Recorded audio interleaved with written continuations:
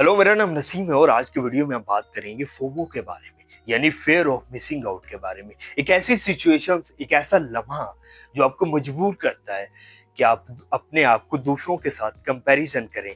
यानी ये कंपैरिजन करना कि मेरे दोस्त या मेरे रिलेटिव या मेरे नेबर मुझसे ज़्यादा एंजॉय कर रहे हैं अपनी लाइफ और अपने स्टेटस को लेकर, अपनी डेली की लाइफ को लेकर, और ज़्यादा एंजॉय कर रहे हैं, ज़्यादा फन कर रहे हैं वो अपनी लाइफ को लेकर। लेकिन मेरी लाइफ तो उनके मुकाबले में कुछ भी नहीं है, मैं तो कुछ भी नहीं अपनी ज़िंदगी में एन्जॉय कर रहा।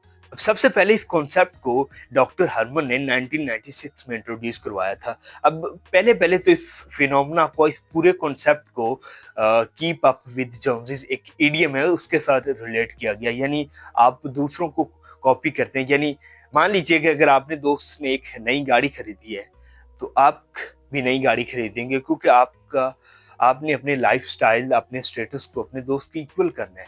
सो यही रीज़न है कि इसको पहले-पहले कीप अप विद जॉनज़ी के साथ रिलेट किया गया, जो कि एक इडियम है। यानी इसके साथ रिलेट करके बताया गया कि ये सिचुएशन होती है कि जब इंसान फोमो का शिकार होता है।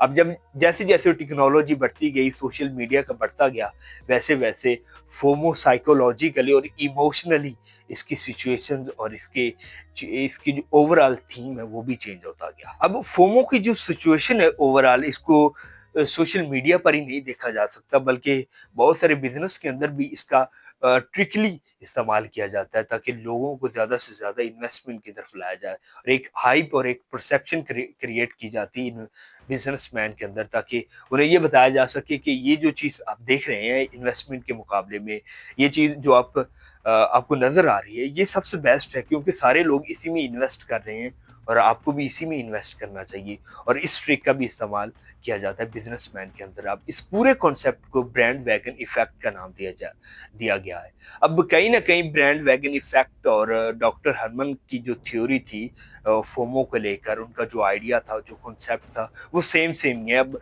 ब्रांड वैगन इफेक्ट भी यही कहता है कि आप कहीं न कहीं दूसरों को फॉलो कर रहे होते हैं। अगर एक आदमी एक चीज़ में इन्वेस्ट कर रहा होता है, तो आप भी ये समझते हैं कि शायद अगर वो इन्वेस्ट कर रहा होता है, तो मुझे भी इसमें इन्वेस्ट करनी चाहिए, क्योंकि अगर सारे लोग इसमें इन्वेस्ट कर रहे हैं, तो ऑब्वियसली ये चीज़ ठीक होगी, ऑथेंटिक होगी, तो मुझे भी इसमें इन्वेस्ट करना चाहिए। On the other hand doctor Harman भी यही कहता है कि आप दूसरों को फॉलो करते हैं, दूसरों को कॉपी करते हैं अपने स्टेटस को लेकर। अगर आपका दोस्त अगर गाड़ी नहीं खरीद रहा है, तो आपको भी नई गाड़ी चाहिए, क्योंकि आपको आपका स्टेटस, आपको का जो लाइफ़स्टाइल है, अपने आप को अपने दोस्त के इक्वल करना है। सो यही रीज़न है कि आज बहुत ज़्यादा फोमो सोशल मीडिया की वजह से देखने को मिलता है। ख़ास तौर पर यूथ के अंदर ये बहुत ज़्यादा चीज़ें आज की डेट में पेनिट्रेट कर चुकी हैं। अब इस फोमो के, यानी फ़ियर ऑफ मिसिंग के, इस कॉन्सेप्ट का क्या सॉल्यूशन हो सकता है? यानी आप कहेंगे कि कैसे बचा जाए फिर?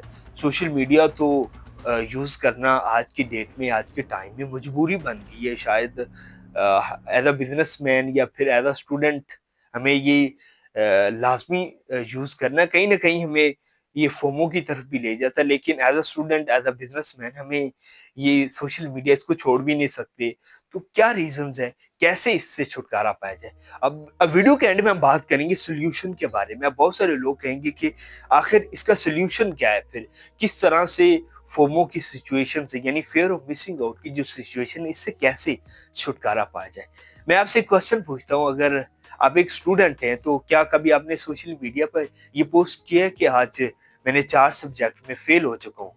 सो ये है मेरा स्टेटस और ये है मेरी कारकर्दगी कि मैं 4 सब्जेक्ट के अंदर फ़ेल हो चुका हूँ। आप कभी भी एज़ अ स्टूडेंट ये पोस्ट नहीं करोगे कि आप 4 सब्जेक्ट में फ़ेल हो चुके हो, बल्कि आप ये पोस्ट करोगे कि देखो मैं तो अपने दोस्त की वेडिंग पे जा रहा हूँ, या फिर कोई ऐसी सिचुएशन, या किसी महंगे रेस्टोरेंट में होंगे आप, तो इस तरह की चीज़ पोस्ट करोगे जो दूसरों के लिए इंगेजिंग हो, वो चीज़ आप ज़्यादा प्रायोरिटी उस चीज़ को देगी। तो यही चीज़ दूसरे लोग भी अप्लाई करते हैं, अपनी ज़िंदगी का बेस्ट पार्ट सोशल मीडिया पे पोस्ट करते हैं, ना कि अपनी लाइफ का वो लम्हा, वो सिचुएशन जो उनकी लाइफ की खराब तरीन सिचुएशन है, उनको पोस्ट करें।